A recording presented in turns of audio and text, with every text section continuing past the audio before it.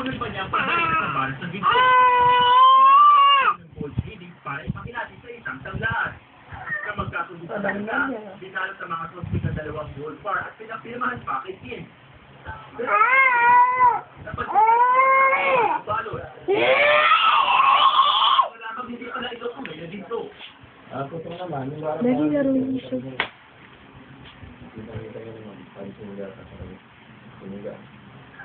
Bukod si Kim, na-demo din ang isa pang Koreano.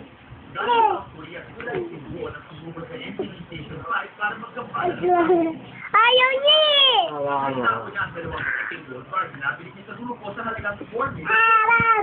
Lukas sa informasyon na kapwa Koreano. Tumulo na yung laya. Hawa yun sa akin. Tayo. Sige, patayin mo. 7.2 billion ang gold bar sa pandaigdigang merkado. Ano ko ng video mo yan? Pagigil ka nga. Nagbabala ang pulisya na maging mapangilagit para hindi mabiktima ng racket. Magbuta na kayo.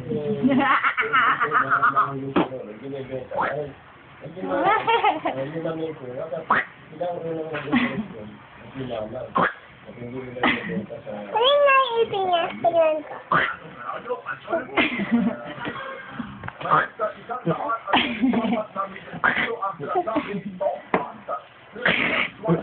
Hmm?